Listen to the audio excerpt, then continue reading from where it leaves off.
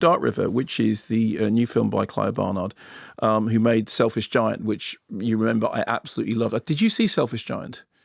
I don't think so. Okay, it's again. I'm gonna give you a double bill of American Mary and Selfish Giant. Okay, you know, which is really that's a hell of a double bill. So this is inspired by Rose Tremaine's 2010 novel Trespass, but takes its title from a Ted Hughes poem and uses both of those as kind of inspirational points, but then goes off in its own way. The line quoted from Ted Hughes' poem is, "Any minute now, last kick, and the dark river will fold it away."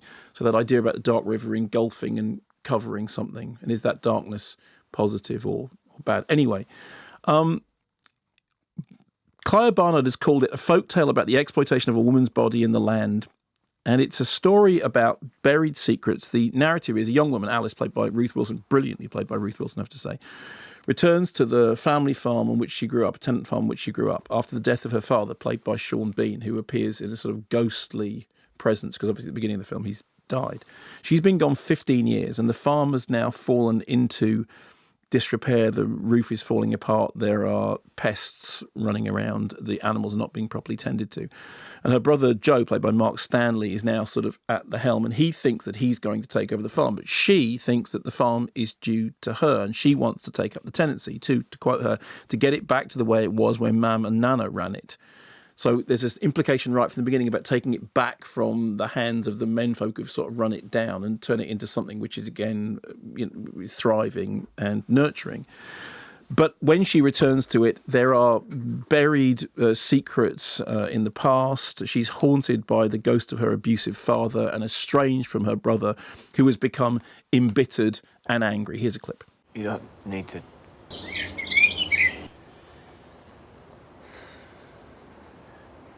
I'm here now. What good is that? Really? I mean, it's too late now, isn't it? He's gone.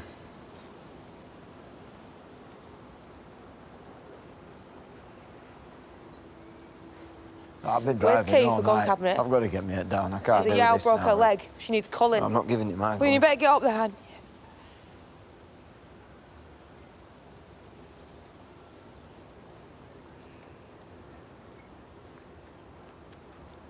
I haven't seen you for 15 years.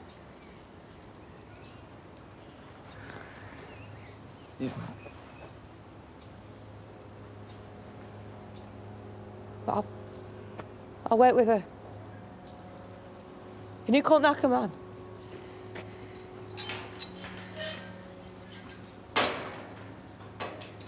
Now, I'll be honest with you, that clip, which is the only clip we have, doesn't do the film many favours. Firstly, because it doesn't sort of really doesn't capture the atmosphere of the film properly. One of the things interesting about it is that when you look at it on the surface, there are comparisons to be made with The Levelling, Hope Dixon Leach's film, which again is about, Ellie Kendrick plays a character who returns to the farm she grew up in following a family tragedy, and dark secrets are revealed.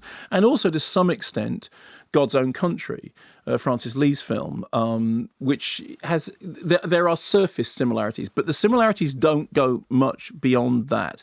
This is very much Clive Barnard's film, and it's a film about the way in which trauma can affect memory and the way in which people are left dealing with the aftermath of abuse and the way in which people have to sort of, deal with the reality of a legacy of something that is affecting the way in which they see the world.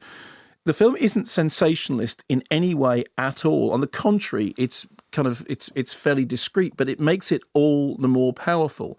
You do really think that what you're watching is a portrait of two characters, both of whom are tormented by the circumstance in which they have been placed and attempting to come through a really, appalling situation to perhaps find some kind of resolution. And what happens is that the brother wants the tenancy himself.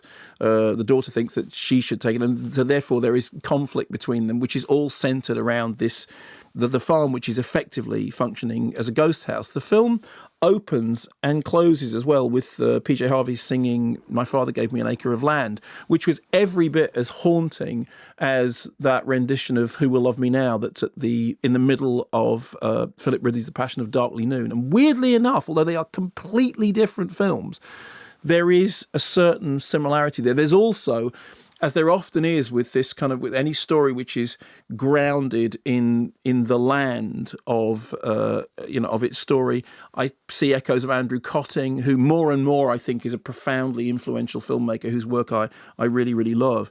I think Ruth Wilson is brilliant, as indeed is Esme Creed-Miles, who plays the young Alice, a very, very difficult role to play. And without giving anything away, the film moves through fairly sparse dialogue and through a very evocatively sparse soundtrack towards a kind of moment of silence in which everything is said by the way in which people look and the way in which people the story is told through the characters' eyes rather than through what they say. And I've said this before, I've always thought that one of the highest forms of cinema is cinema that makes sense beyond dialogue, cinema that makes sense physically. We were talking before about I, Tonya, about how much of her character you know from the way she stands.